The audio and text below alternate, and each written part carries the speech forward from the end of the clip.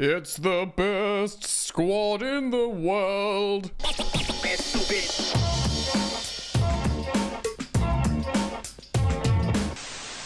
It really is. What's poppin', peeps? Welcome back to Football Therapy with me, your host, Jano. I do hope you're doing well. Really do hope that Chelsea's B team 4, Panathinaikos 1. A difficult away atmosphere in Greece, and they did come to play. Of course, it was an emotional occasion after the tragic death of Bulldog, their player. And Pellistri scored. He was a Man United player. But Chelsea's B team did the business. 2 goals from Joao Felix. Lovely goal and assist from Mudryk. Neto's got an assist in there as well, I believe, for Mudryk's goal. And Christopher Nkunku scoring a penalty as well. So he scored in all European games now so far this season, which I believe is 4 games. Not bad. We're going to talk about it today and reflect on what is immense quality and a really positive result for so many changes, and a couple of interesting things as well that happened in this game as well, positionally. So, thanks for joining me, ladies and gentlemen. As always, I'll welcome your support, and your support is just dropping a like on the video. And if you do like the content, then hey, subscribe, and if you choose to subscribe, hit the bell, baby. All right. So we are going to use SofaScore as a reference point here today. So let's get this up now. Oh, look, it's been black screened. Here we go. Here we ready go. So, yes, 4-1 as you can see. I always like to reference SofaScore because I think it's a good UI and graphics and stuff. As you can see here on the left-hand side is match momentum, attacking momentum. And unsurprisingly, it's all Chelsea. They did start with a little bit, Panathinaikos. Like I said, big stadium, huge support. They're not doing amazingly in the Greek Super League. I think they're 6th. But they did have a win last time out. And, you know, they qualified for this competition. They're here to party. Do you know what I mean? So they started well. Chelsea took a little while to settle, but then as you can see from here onwards, it was all Chelsea with all kinds of goals. In terms of a lineup, a really interesting. They play a 4-2-3-1. Pellistri probably being their best player on the night, unsurprisingly. It's being listed here as a 4-2-2-2 on SofaScore, but I do think it was kind of like what we usually see. Kukurea, let's have a look at his heat map here. Yeah, look, coming forward a little bit as a left back, but as you can see, making that inversion into midfield, which we've seen a lot with him at Chelsea. Axel Disasi playing as a conventional right back, sometimes out of possession, which, let's be real, wasn't that often. He was tucking into the right centre-back position, and Kukurea was sort of like I said, coming inside a little bit more. Big surprise seeing Renato Vega playing as a very aggressive centre-back. Look at that. Look how much of that heat map's in the opposition half. So he was playing as this left-sided centre-back, but he was kind of, when it created a back three in possession, when Kukurea was tucking in front, he was like the left centre-back of a three, which sort of the space he likes to occupy well. But to be fair, man, we've seen Vega play centre-back for his country. He got his debut for Portugal playing as a centre-back. Can we just have some love for this guy? He cost 11 million quid. We played him at left-back, centre-back, central defensive midfield. Of course, when he plays generally, he moves around, but they are 3 different starting positions with very different responsibilities for a player who's just come to Chelsea, who didn't cost very much money at all, and is like 21 years old. It's incredible. So yes, big shout outs to him. Of course, we saw Brady Ashil, who's just surprising me. We'll speak about player performances later in the video.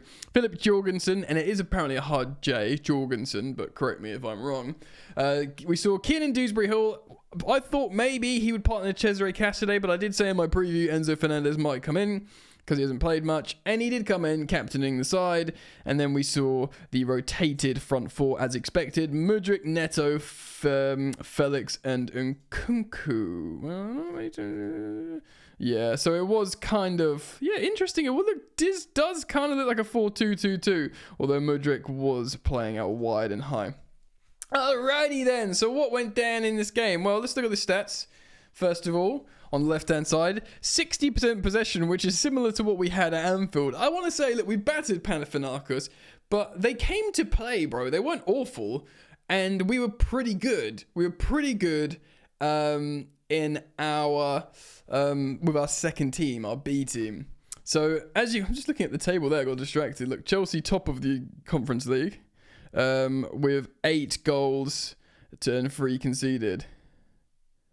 Is that right? We scored more than 8 goals. Oh no, there's only 2 matches played. I'm thinking of Sevilla. Yeah, 8 goals in 2 games, boys. 4-4. That ain't bad, you must say. That is pretty ruddy good, actually. So let's go back to the statistics here on the left-hand side. 40% to the home team, 60% to the mighty Chelsea. 2.42 XG for Chelsea, and that includes a penalty. Which is worth like it's best part of 1 XG. So to score 4 goals out of 2.42 XG is actually really, really good. They are, it was considered 4 big chances though. So look, Panathinaikos, they weren't complete bystanders in this game. They got like over 1 XG, nearly 1.2. They two big chances. They had 8 shots. They were there to play football, you know, and they kind of played into Chelsea's hands in a little bit. And our second half was much stronger. So let's run you through the TL, the timeline, baby girl.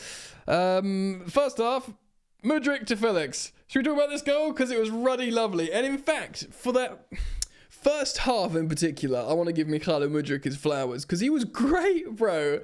He was great. So, I mean, that goal is more about Felix. Because we're breaking. The ball comes to Felix, who's sort of playing as a sort of, he's the last man forward, and you can see why sometimes Joao Felix has been deployed as a striker, because the ball comes down, he does a glancing header out wide, knowing that Mudryk's got the speed to get to that ball on the flank. Really, and he's such a classy player, Joao Felix. He really is. Mudryk does the correct thing, gets the ball, plays it back into Felix, who's like, you know, running in to tap it in from the cutback. It's a great goal, and I was setting on my Instagram, okay, perfect opportunity, guys. Follow me on Instagram at FootballYannick. Down there. Also, it's my second YouTube channel, Football Yannick, where I talk all things football and not just Chelsea. See you there. Mudryk was like angry. Did you see him? He was screaming. I thought he was screaming at Joao Felix, but it was possibly Kiernan Dewsbury Hall in the midfield. He literally was like raging at him, and I was thinking, bro, chill out. It's the Conference League. We've only just started, and everything's fine. And then Mudryk Ruddy, nearly score, dropped an absolute superb first half of football, of course, topped by goals in the beginning of the second half. And I'm thinking, bro, he got 2 assists. 2 assists! I'm just saying it now. A goal and 2 assists. Superb. And I was thinking, make Mudryk angry. Maybe Enzo Maresca's doing the right thing. He's not doing the Pochettino crossbar challenge, arm round his shoulder thing with Mudryk. He's in press conferences going, yeah, he is what he is. Kind of being like, he's not great, mate. He's got to sort his head out. It's kind of working. So yes, an absolutely superb goal. We're going at 1-0, and we're thinking, let's try and get this to 2-0, 3-0, wrap it up in the second half and make it a good game for the B team. But we do better than that, guys. Neto assists Mudryk. He gets his goal in the 48th minute to put us 2-0 up. And I'm happy. I'm feeling good because he deserves it. He friggin' deserves it. He's got a goal and an assist, and then he goes and returns the favour to he doesn't return the favour to Joao Felix. He also gives him the favour again. He keeps serving up Joao Felix. But what it does, it demonstrates that there is chemistry building between them two. We know, like Enzo Fernandez, we've seen him historically play well with Felix. In theory, Felix and Nkunku are classy players, good at combination of players, they should click. And we know Joao Felix and Pedro Neto, Portuguese teammates, link up very well. You know, we saw that assist against Wolves and goal and assist with them linking up at Wolves. And to see a relationship budding with Mykhailo Mudryk is positive. Chemistry all over the pitch. Relationships developing. And at this point, they're all hugging and kissing. There's no more arguments, and we're feeling good. So we're up 3-0 up. And then we win a penalty. Who wins it? Does it Nkunku wins it? I forget. It might be... I can't remember exactly who. Oh, it's a handball. Sorry, it's a handball in the box. We get a penalty and Nkunku converts it really, really well, despite having a laser shone in his face. There was a lot of laser penning in this game. There were stadium announcements saying to stop. You see it a lot more in Europe than you do in the Premier League. Didn't stop Nkunku, though, Christo banged that ball into the back of the onion bag, as they say. So we're 4-0 up, and we're like, don't worry about it, mate. Maresca makes some changes. He brings on some children. Mark Gu comes on for Nkunku, and Tyreek George comes on for Neto. Tyreek George, of course, the young winger who can play as both a left and right winger.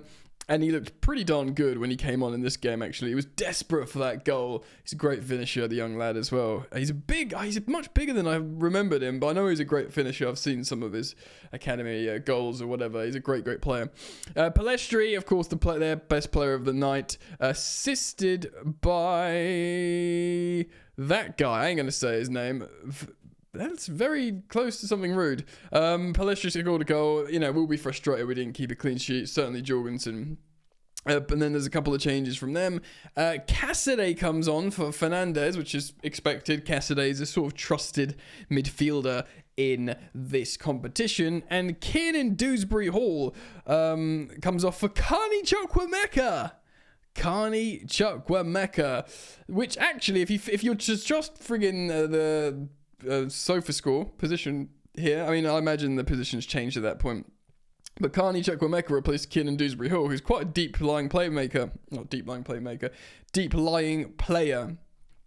And Carney Chukwuemeka is very much like a final third attacking midfielder. So it's interesting to see him utilised as a deeper midfielder. Of course, a very good player. Very strong as well. Good to see him come on and get his some minutes. Great, superb. Of course, Shim was on the bench. I think he wasn't ever going to play, really. It was more about the day out being with the first team squad. And it's great stuff. Let's talk about player performances then. Jorgensen did make a good save. He looks like a good keeper. I don't know if he is going to be able to challenge Rob Sanchez for that number one. We will see. It's just funny watching a goalkeeper heat map. I suppose Manuel Neuer would be out here, wouldn't he? But he didn't make no runs out. Goals prevented. 38 accurate passes for a goalkeeper. That's pretty darn good. He didn't complete any of his long balls. Meh.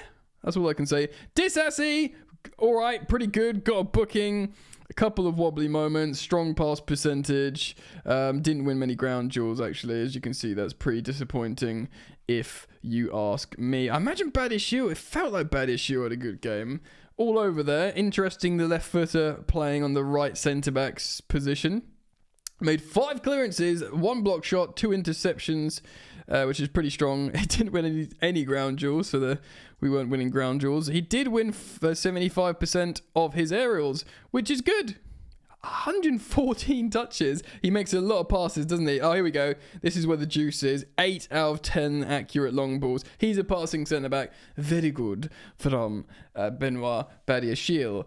Do I trust him yet? Not entirely. Renato Vega, meh for duels. 1 and 1. Good passing. 3 out of 6 long balls, I guess passables, and he completed 1 out of 1 dribble. I'm very pleased with Vega because we didn't need a transition there, because we're just trusting him for the big moments, and because of that, great. That alone makes me happy. Yeah, made 3 clearances, 2 tackles. He was dribbled past once. He only won 2 out of his 5 duels. These are friggin' Greek men winning all the duels. Yeah, pretty solid. 1 cross, 2 long balls, fine. Cucurella coming back in. Enzo, just have a quick look at Enzo Fernandez. 2 ground duels, 2 aerial duels, 5 out of 7 long balls. Fair enough, pretty strong. 94% passing accuracy from Enzo Fernandez. I just want to have a look at Kiernan Dewsbury Hall. Yeah, nothing really too sexy jumping out there for me. What I do want to look at is these two, Mudryk and Joao Felix. So Mykhailo Mudryk, firstly, a goal and 2 assists, which, is great. Expected assist is less than 0.4, so he had some good finishing at the end of his passing. 100% passing accuracy jumped out to me, but only 17 passes, which, to be fair, is the kind of game he's playing. He's running, he's stretching the game, he's not always receiving the ball, and he did get subbed off. But, ground duels, again, we can't win any duels against these Greeks, bro. This is disappointing for a winger like him to only win 1 out of 5 dribbles.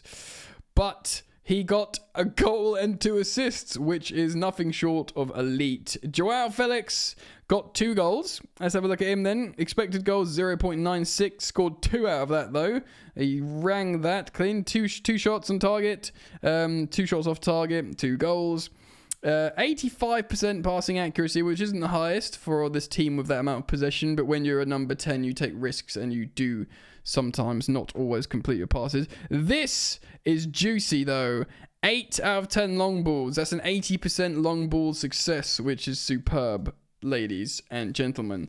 Again, ground duels, but no one can beat these Greeks apparently. 1 out of 1 aerials. Don't really mind that for position loss for the attacking player. And yeah, pretty ruddy strong if you ask me. Cool, I'm feeling good.